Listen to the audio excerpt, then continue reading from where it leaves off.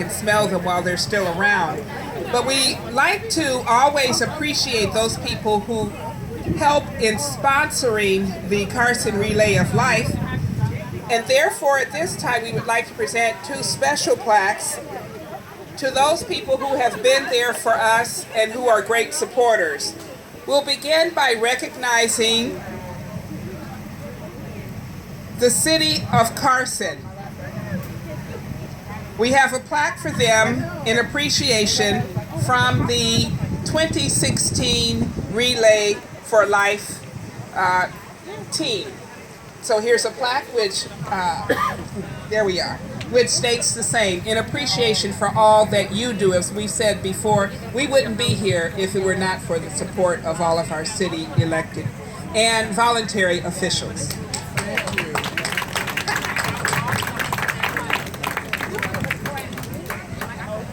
Throughout this event, many times you'll hear the question, why do you relay? And we all have our individual reasons. One very important company in the city of Carson and in some of the surrounding cities, they hear each of our answers to why we relay, whether we speak them verbally, whether we think them, or whether or not they're able to visibly see them.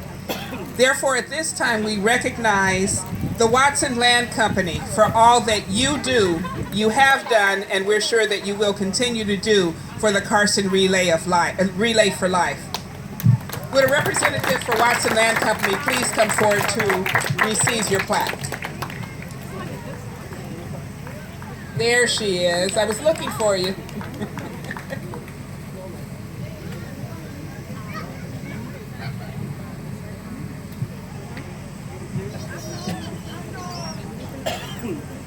Again, we thank the Watson Land Company. You just don't know how much they do, and we truly appreciate it. Thank you. As we continue with our theme of 13, at this time we have a very special speaker for you. We've spoken of survivors, and we are sharing with you the story of a 13-year survivor. Every survivor has an individual story to tell, and each survivor's story touches your heart.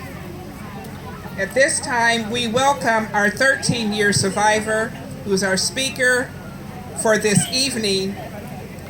Please welcome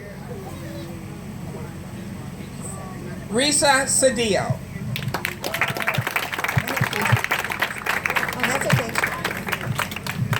Hello, my name is Risa Cedillo, and I am a 13-year cancer survivor, breast cancer. And I just want to speak to the point that early detection saved me, and unfortunately could not save my husband. He was diagnosed first. He had a business here in town, Dial Realty, and he was diagnosed with stomach cancer, had his surgery, and struggled on for 2 years. I'm a primary school teacher, and I then found a problem that I went on to get tested, and a few weeks later I was in surgery. My superintendent said he could have given me time off, but he felt I would be better off at work, and so I would work and come home and sit by my husband's side and grade papers, as we all do. Anyway, I was able to get all the treatment that I needed because I caught it early. I had a feeling something was wrong. My husband, the guy kind of toughed it out and wound up with so many positive lymph nodes that we all knew from the outset that there would be a very limited chance of his surviving more than a few years. He was brave and he was stoic and cheered me on, but did not make it.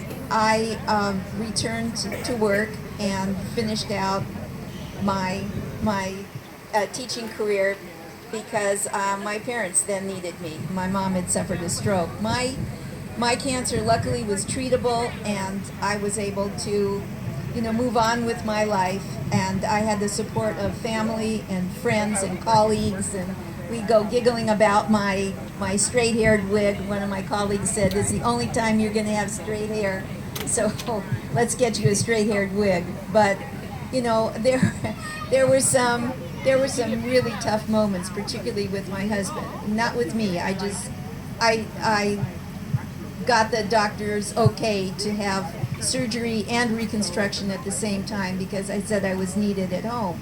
So I did that and did chemo, did radiation, and looked at my surgeon and I said, what else, what do I need to do? And he said, aggressive therapy. So I was up for whatever I had to do. I still go in and get checked every 6 months, and I'm still taking medication voluntarily now because after about 7-8 years, I don't think you have to, which keeps the estrogen out of my body because that's what my cancer was based in.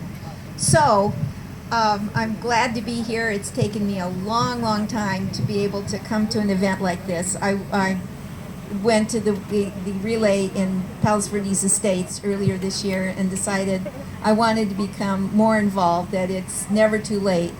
I did not seek help from the American Cancer Society. I had a dying husband at home. My mother had suffered a stroke, and so I was needed to help my dad. And my daughter participated. She was there for me. So we got through it. And my parents outlived my husband by a lot. They died just a few years ago at 94 and 96. So, and my uncle at 94. So hopefully I have some of that going for me. But definitely, if we can encourage people to get tested, as was already said, and to particularly women to get checked. Although when all this was going on, a friend of mine, a male, found that he had a lump, and he had a lumpectomy, and he's hale and hearty. So yeah, that one really floored me. I just never expected to hear that. So thank you very much for letting me tell my story. I've never told it to a group of this size, and so thank you very much. Woo!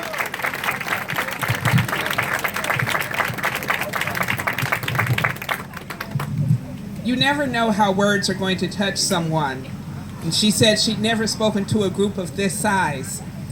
But the words that she shared this afternoon are reaching actually hundreds, because there'll be one time when someone who was within the sound of her voice now is going to tell her story, and it will continue on because it helps someone.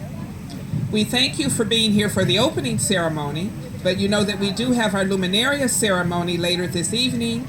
We have other exciting activities such as movies and other events. We invite you to visit the campsites of others who are here. They have items that they may want to share. There may be some educational pieces there. But you know, in Carson, we're a family. And so it's always nice to receive visits from those who are walking the track at any particular time, or those who may have a personal story to tell. They may not choose to stand on this stage, but they may want to share it with you because they're touched at a certain moment to let you know or to give you strength for what you may be going through, either as a survivor or a caregiver. Once again, we thank you for being here for our 13th year, and we're looking for more people to come this evening and to have a good time as we celebrate, as we fight back, as we survive, and as we remember. So let's have a good time, okay? Thank you.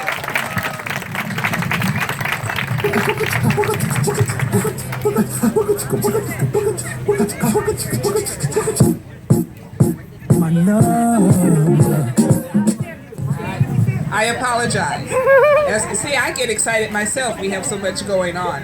At this time, we have a very special presentation. Once again, all of our presentations are special, aren't they? Another group that has been with us for so many years. And let me take a moment to recognize, and I don't think she's here, but Carol King. Her name is very important when it comes to the Carson Relay for Life. And at one point throughout each of our relays, she shows up, and she may not want to come on the stage. She'll walk around quietly to see what's going on. but she is Carson Relay, and she may not be within the sound of my voice, but someone out there, just let her know that we remembered her, okay? So